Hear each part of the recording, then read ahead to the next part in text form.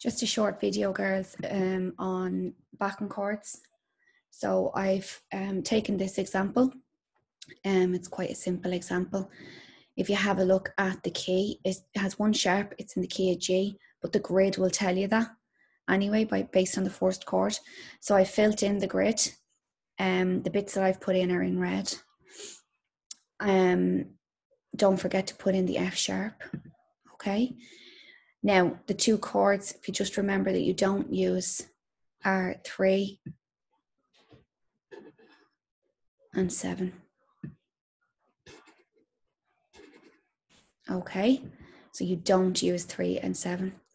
Now, let's have a look at this question. I'm not going to fill it in with you here on the video. I'm going to show you the answer now in a minute, and we'll just have a quick look at that. So the baseline in this, as you can see, is quite simple in what they're looking for off you. Okay, so what they give you in the first couple of bars is what they want all the way through, basically. So here you have dotted minims. So that's what you're expected to continue with all the way through. Okay. Let's look for some cadence points. So cadence points, you're usually looking for around 4, and they're usually where there would be some long notes. So this would be your first cadence point here, I would say.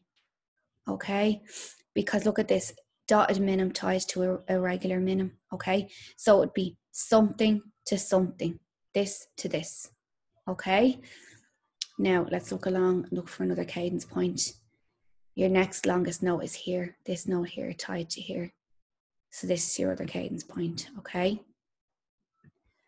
And it would be something to something, okay? I'll just dot in those two as well. Now, let's have another look here. There's another very long note. There's your cadence point. So it's something to something. Sometimes it's not as obvious as they are in this, but sometimes it is. Okay, and then at the end, you obviously have a cadence, okay? So it's this to this. Okay, once you've filled in your grid and decided on your cadence points, you actually have a lot done, because they're really important things. And you've looked at your baseline. Okay, now I'll show you the answer.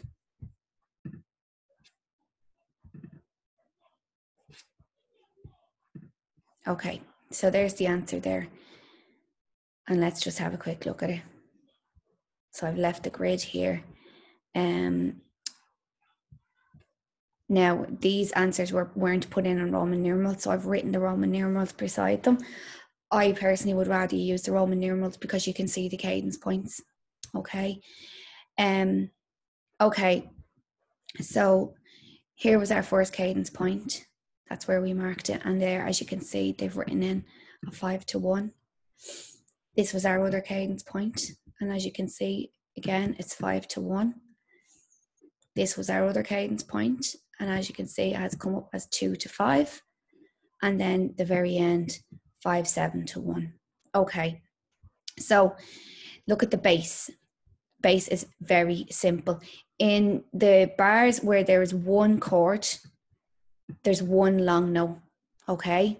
It changes here, but they've just jumped the octave there, that's all. That's that bit there, just jump the octave. That's a G, and so are they, Gs, okay? In the bars where there's more than one chord, they've just changed chord and used the rhythm of the note above it. So quite straightforward, okay?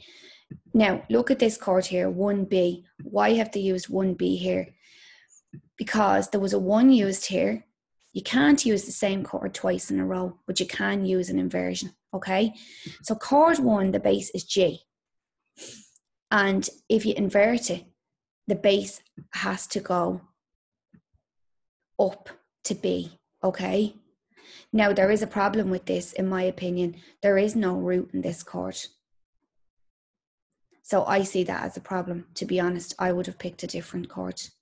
Okay, 5 would have done, because there's D in 5. So they could have used 5. Okay. And that's the way it is all the way through it. Now we want to know about 5, 7. Okay, this is 5, 7 here. Chord 5 has D, F, A in it. Okay. And to make that 5, 7, you add another note above the A. So on your stave, what would the note above A be? Like the next space up, it would be C. So chord 5, 7 is D, F, A, C. Okay.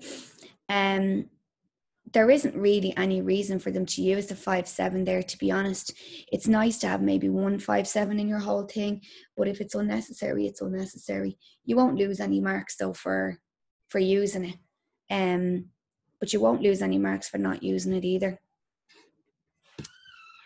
Okay. So I'll just show you 5, 7 here.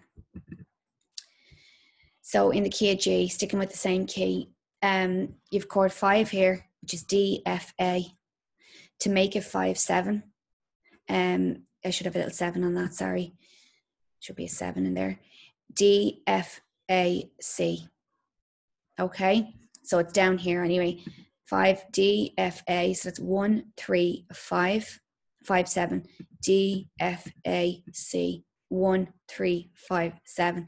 And that's what it looks like filled in the grid there. Okay, D, F, A, C. Sometimes you'll come across a bar that you can't figure out what chord it is, and usually you can add in a 7th, and that will give you more options. Okay. Okay, I just want to show you a minor grid here.